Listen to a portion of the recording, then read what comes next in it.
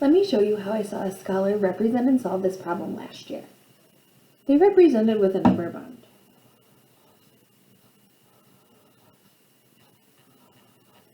First, they put 1,000 in the hole or the center because that's how many crayons Isaiah has. And we know that that's all the crayons. Then they put 652 in one of the parts because that's how many crayons he has now after he gave some to Luke. Last, they put an L in the other part because we don't know how many crayons Isaiah gave to Luke. Then they solved by counting by hundreds, first back to 700, like this. They started at 1,000, jumped back 100 and got 900, jumped back another 100 and got 800, jumped back another 100 and got 700. Next, they started at 700 and made jumps of 10. They jumped back 10 and got 690. They jumped back another 10 to get 680, minus 10, 670, minus 10, 660. Then they picked up at 660 and made jumps back of ones. 660 minus 1 is, right, 659. Minus 1, 658. Minus 1, 657. Minus 1, 656. Minus 1, 655. We're going to continue at 655. Minus 1 is 654. Minus 1, 653. And minus 1, 652. Why did they stop at 652? Say it out loud. I bet you said they stopped at 652 because we know that's how many crayons Isaiah has left after he gave some to Luke. How can we figure out how many crayons Isaiah gave to Luke? Say it out loud.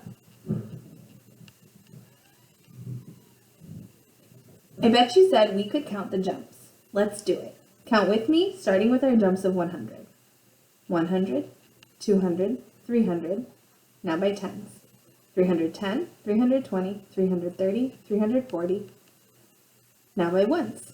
341, 342, 343, 344, 345, 346, 347, 348. So now we know that Isaiah gave Luke 348 crayons. Why did this strategy work? Say it out loud.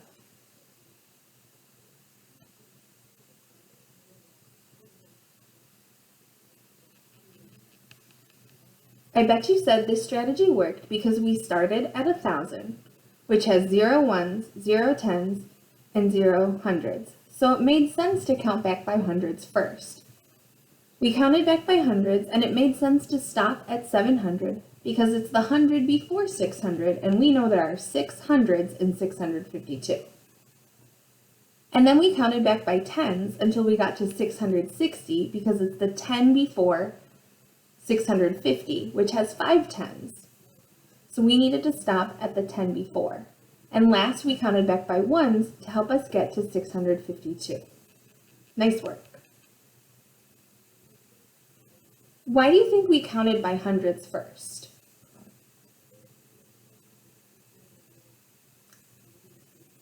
I bet you said we counted by hundreds first because we needed to get to a benchmark number. And when we count back, it's easier if we make an even 10 or an even 100.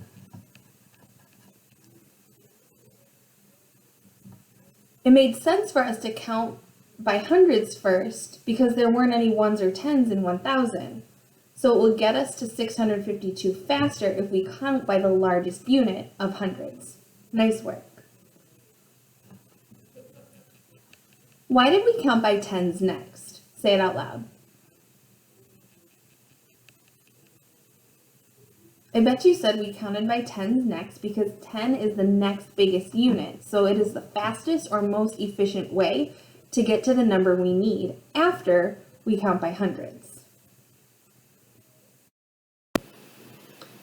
Think about the work that we did. How will you count back from a number today, and why will you use that strategy? Say it out loud.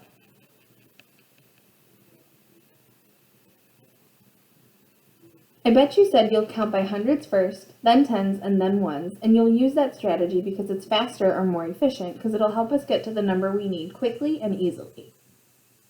So we learned that counting back by hundreds first, then tens, and then ones is the most efficient way to count back. Nice work.